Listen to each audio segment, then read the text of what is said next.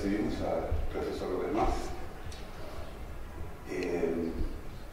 director del Departamento de Arqueología de la Facultad de Humanidades y ex coordinador del Grupo de Investigación de Antropología Forense de la Universidad de la República. De manera que daríamos comienzo entonces con la profesora Mesa. Gracias.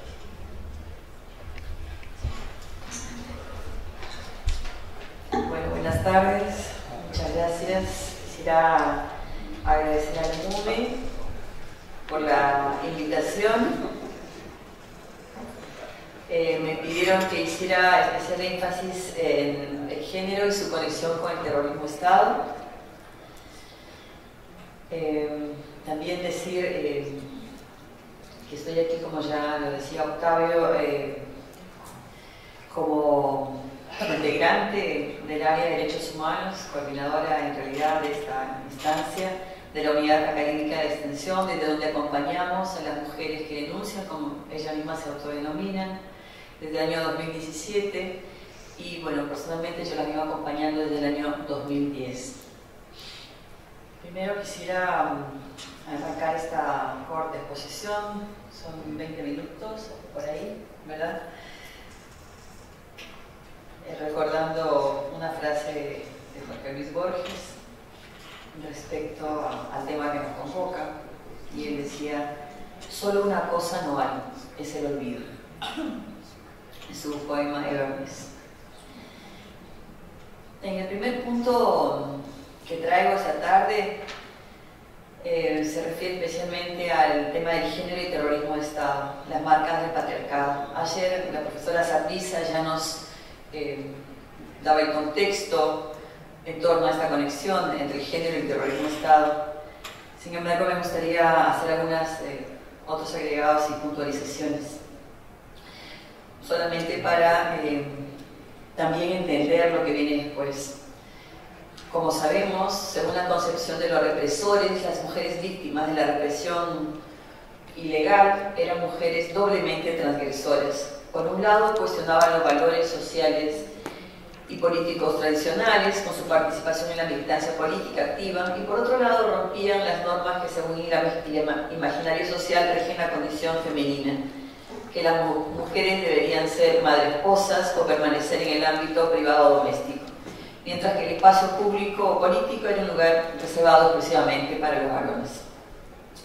Cuando una mujer tenía militancia activa en la lucha política o incluso en la lucha armada, más aún todavía, había desafiado los roles tradicionales y se convertía entonces en un doble enemigo peligroso a controlar. Se había atrevido a dedicarse a una actividad tradicionalmente masculina, violenta, de poderío, de coraje, rompiendo el molde tradicional de lo femenino, la mujer débil y sumisa. De ahí la creencia en que eran más peligrosas y que había que disciplinarlas. En los testimonios que encontramos en diferentes textos, estudios, las mujeres sometidas a secuestros en centros clandestinos señalan que estaban sometidas a un mayor temor, a un doble peligro respecto de los varones: el de ser torturadas, como todos, y el peligro de ser violadas, y que esto era una amenaza permanente. La violación era así entonces una suerte de trofeo para los represores. Representaba una apropiación del cuerpo de las mujeres, tomándolas como una cosa. Era como tomar la propiedad del enemigo, exacerbando así las jerarquizaciones de la sociedad patriarcal.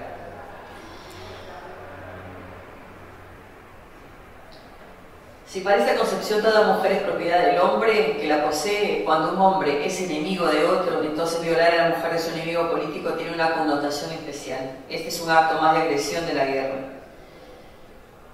La agresión se verifica directamente contra la mujer, pero también está presente la agresión simbólica contra el enemigo varón. La violación se vuelve el robo que hace un hombre de la propiedad de otro. Las violaciones sexuales y las violaciones en general tienen en esta lógica una función domesticadora para la mujer, como castigo por desafiar el rol impuesto por la sociedad, por las normas, y es un acto también de restauración de un poder que ha sido cuestionado. También en los cuerpos se inscribe la violencia política. El cuerpo violado de las mujeres La agresión sexual describe la soberanía de los perpetradores. Entonces se asimila así pues este acto a la ocupación del territorio enemigo. Como dice Rita Segato, ella señala que en una violación se verifica una relación jerárquica de dominación entre el hombre y la mujer violada. También hay una relación horizontal del violador con los otros hombres, dice Segato. La mujer como trofeo para mostrar al hombre enemigo que ha sido dominado. La violación como una demostración de virilidad ante una comunidad de pares. Entonces, en la tortura, el cuerpo femenino fue un objeto especial para los torturadores, a la vez que para los hombres la tortura implicaba un acto de feminización, transformándoles en seres inferiores y consagrando la virilidad militar. Uruguay y el continuum de la violencia contra la mujer basada en su género. Ya en el 2012, una de las relatoras de Naciones Unidas sobre la violencia contra la mujer, la señora Rashida Manjoo, refiriéndose especialmente al tema de los femicidios, ella decía que estos femicidios no son nuevas formas de violencia, sino todo lo contrario, que son incidentes que vienen ocurriendo de forma que van continuando otras violencias previas. Esa violencia sigue una lógica institucional de definir y mantener relaciones jerárquicas de género, en raza, sexualidad, clase, y de esa manera perpetuar la desigualdad y los grupos en situación de mayor vulnerabilidad. De la misma manera, entonces, la violencia sexual, enmarcada en un contexto específico en nuestro país, también sigue un patrón no solamente de violencia, sino de discriminación contra las mujeres. Han pasado ya casi 34 años de retorno a la democracia en Uruguay, pero es recién a partir del año 2005 que se empieza a esbozar algunas acciones en torno a la memoria, la verdad y la justicia. Como sabemos, la impunidad de los crímenes durante el terrorismo de Estado tiene consecuencias negativas para el tejido social. Ya desde ayer venimos trabajando en estos temas, en estos contextos, y con todo lo que hemos escuchado, reivindicamos una vez más todo el tema de la memoria, porque si no, las nuevas generaciones crecen con el mensaje de que acá no pasó nada. Como decíamos hace un momento, también sabemos que la cultura de la impunidad no empezó con las violaciones múltiples de los derechos humanos durante el terrorismo del Estado. Entonces, cabe preguntarse, cabe que nos preguntemos cómo trata el tema de la violencia sexual contra la mujer en tiempos de paz el derecho penal uruguayo, la sociedad uruguaya. Cómo viene tratando la justicia uruguaya el caso de la denuncia penal de estas 28 mujeres denunciantes uruguayas que decidieron valientemente visualizar los crímenes como son los de violación sexual y tortura, denunciando a más de 100 personas, tanto civiles como militares, responsables de ellos y pidiendo justicia. Una autora argentina, Paolini, aquí remarca que la categorización y consideración de la violación y otros delitos sexuales como atentados al honor de la familia han sido las razones que han obstaculizado la visibilización y el tratamiento de tales crímenes como graves violaciones de derechos humanos. Y aquí Susana Chiarotti, una argentina también, una jurista argentina, feminista, afirma que la impunidad de los delitos contra la integridad sexual en el marco de crímenes de lesa humanidad no es otra cosa que la prolongación de la impunidad propia de esos delitos cuando son delitos comunes, el pan cotidiano, ¿no? Que se inscriben en ese contexto, que no es un hecho aislado. Reconocemos que el Estado uruguayo en el último año, 2017-18, ha avanzado a nivel normativo, promulgando normas diversas como la Ley Integral de Violencia hacia la Mujer basada en su género, o en género es la norma, la Ley de Prevención y Combate de Trata de las Personas, la tan cuestionada ahora Ley Integral para Personas Trans, ¿verdad?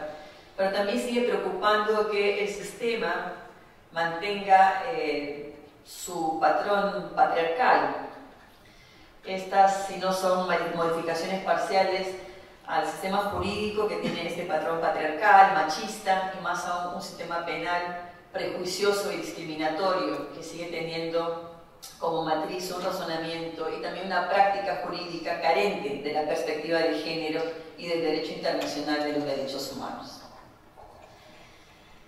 Para Para quienes no conocen del caso, quisiera referirme un par de minutos a él. En octubre del año 2011, 28 mujeres uruguayas expresas políticas durante el terrorismo de Estado en Uruguay 73-85 denunció, decían, más de 100 civiles y también militares de distintos grados y participación por violencia sexual y tortura durante el tiempo que estuvieran privadas de libertad. La respuesta de la justicia uruguaya frente a esta denuncia ha sido la impunidad. Este delito de lesa humanidad se viene investigando en un juzgado de primera instancia en materia penal que lo trata como cualquier otra causa, una más que llegó al juzgado. Todavía después de 8 años de haber iniciado la denuncia, se encuentra en etapa presumarial, es decir, una investigación preliminar, en la que todavía se siguen tomando declaración a denunciantes y denunciados. La situación cambió un poco en el año 2007, cuando se crea la Fiscalía Especializada en Crímenes de Lesa Humanidad, que entra en funciones en febrero del año pasado. Allí el penal a cargo, el doctor Percivale, encausa la investigación, que estaba dispersa, y ya en octubre del año pasado cita a 65 denunciados. La mayoría de ellos no se presentó, y quienes lo hicieron accionaron recursos dilatorios, excepciones de prescripción, excepciones de inconstitucionalidad de la Ley 18.831 y excepciones de inconstitucionalidad de la Ley 19.550, que es la que crea la Fiscalía Especializada, que es como conocemos en el medio, chicanas. Dichas acciones dilatorias, si bien no paralizan la causa principal, la distorsionan, generando costos adicionales, sobre todo de tiempo que pasa. La Fiscalía Especializada también solicitó el año pasado la extradición de 2 militares de Chile y Argentina, y en diciembre pasado, el 10 de diciembre justamente, solicitó el procesamiento de 4 involucrados en la causa. Todo esto que solicita el fiscal encuentra su límite con estas excepciones que se van presentando. Como decía, los avances de la Fiscalía no tienen correlato en el Poder Judicial, porque no existe un juzgado especializado en crímenes de lesa humanidad que acompase el trabajo que viene realizando la Fiscalía Especializada buscando tener resultados concretos. En este sentido, lo que cabe señalar, como ustedes ya pueden deducir, es el incumplimiento del Estado uruguayo respecto de su deber de actuar con la debida diligencia, sobre todo en situaciones donde hay violencia contra las mujeres, desatendiendo no solamente las normas generales de derechos humanos, sino especialmente la Declaración para eliminar la violencia contra la mujer del año 93, cuyo artículo 4 refiere específicamente a la debida diligencia. Lo que las mujeres denunciantes han afirmado en diferentes instancias, y leo acá un testimonio, es: queremos que haya reconocimiento y sanción por parte de la sociedad, y juzgamiento y castigo por parte de la justicia de esos delitos contra la integridad sexual. No queremos que la violencia sexual quede subsumida o minimizada en otro delito, por ejemplo en la tortura, porque es un delito gravísimo y un crimen de género específico y autónomo. En la medida que en esta mesa también se nos pidió que miráramos otras experiencias, quisiera traer acá la experiencia especialmente de Perú y lo que miles de mujeres peruanas también atravesaron durante el conflicto armado, siendo víctimas de violencia sexual. Retomo aquí un informe de Demos, que es una ONG feminista que trabaja el tema y que da cuenta que el 83.46% de las violaciones sexuales durante el conflicto interno en Perú fueron cometidas por agentes estatales y aproximadamente un 11% por grupos subversivos.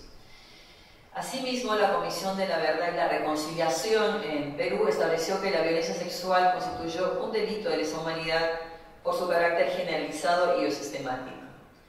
Las mujeres peruanas afectadas por estos hechos principalmente son mujeres quechohablantes, campesinas, pobres y excluidas, que por todas estas características se encuentran imposibilitadas generalmente de acceder a la justicia, con dificultades para contar las historias de violencia sexual sexual, como sucede con todas las víctimas de violencia sexual, por la vergüenza, la culpa, el miedo y la estigmatización de sus familiares, vecinos y comunidades a las que pertenecen. Hay comunidades enteras en Perú y en otros lugares de mujeres que han sido violadas sexualmente, que después de que las comunidades retornaron, ellas debieron buscar otros lugares para vivir con sus hijos, producto de la violación, sobre todo de integrantes de las Fuerzas Armadas, porque son repudiadas, son marginadas por su propia gente. Bueno, estas mujeres también se encuentran, denuncia Demus en la agenda social y política. Hay algunos casos que se han judicializado, el caso MMM en Lima y 2 casos en las bases de Manta y Vilca, en Huancavelica, en el año 2003. Después tenemos otros que están de forma individual y algunos como causa colectiva, que acompañan a algunas organizaciones de derechos humanos. En total, lo que se contaba hasta ese momento del estudio, que es del 2008, había 46 denuncias por violencia sexual durante el conflicto armado. Obstáculos que también encuentran en Perú: falta de capacitación de los operadores de justicia, que es un factor lamentablemente común también con nuestro país. En general, hay gente que se ha ido especializando y que es sensible a estos temas, pero no es la sensibilidad lo que pedimos, ¿verdad?, sino el cumplimiento de su mandato en un marco de las obligaciones que tienen los estados, especialmente el Estado uruguayo, con las normas que nos rigen a nivel interno. También habían ausencias de pericias psicológicas, ausencia de traductores, etc. El mensaje que entonces se enuncia es que la justicia cuesta y solamente es para los ricos, manteniendo la impunidad.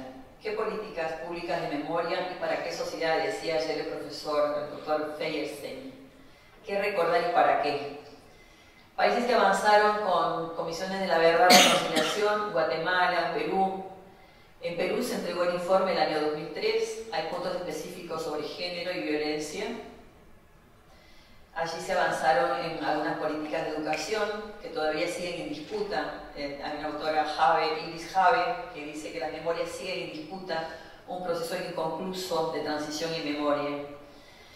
Hay una experiencia del Ministerio de Educación que el año 2004 incluye la enseñanza de la historia reciente, pero después, años después, el año pasado en realidad, el grupo fujimorista, que tiene legisladores, piden que se revea esto, ¿no?, que se evite mencionar casos de violación de los derechos humanos durante el periodo 1980-2000. Esto también encontró oposición con gente que estudia eso y todo lo demás. Decía no solo qué recordar y para qué, sino también cómo, en el caso de las nuevas generaciones, allá en Perú, acá en Uruguay. Allá decían que era importante que la memoria fuera reflexiva, que tuviera un enfoque intercultural y también de género. Bueno, hay muchas cosas más que no tengo el tiempo, solamente quisiera decir que en Guatemala, en el punto 29 del informe, cuando se presenta de la Comisión del Esclarecimiento Histórico, se hace alusión a las mujeres desaparecidas, torturadas, violadas sexualmente, ¿no?, empobrecidas y arrasadas, literalmente arrasadas por la política de tierra arrasada que implantaron las Fuerzas Armadas, sobre todo las que administraron Guatemala por 36 años. Solamente una última referencia a la creación de los sitios de memoria, que también es uno de los puntos que se suele incorporar cuando se trabaja medidas de satisfacción y no repetición en las comisiones de la verdad. En Guatemala se trabajó también este punto y de la misma manera en Perú con sitios de memoria que también tienen conflictos, ¿no? Yo hacía un paralelo con los sitios de memoria que tenemos en Uruguay. Allá existe un monumento que se llama El Ojo que Llora, en un distrito que es Jesús María. Bueno, fue vandalizado en varias oportunidades, igual que las placas que tenemos acá no sé si en el interior también se vandalizan, creo que sí, ¿no?, que se vandalizan cada cierto tiempo. bueno, que también eso nos da una lectura y cómo esa memoria también encuentra ese conflicto en la población. Nada, hay otras cosas que tenemos que tener en cuenta en todo ese trabajo de la memoria y para qué, ¿no? Para qué recordar y cómo. Definitivamente no se puede recordar y no se puede decir memoria sin tener en cuenta la perspectiva de género.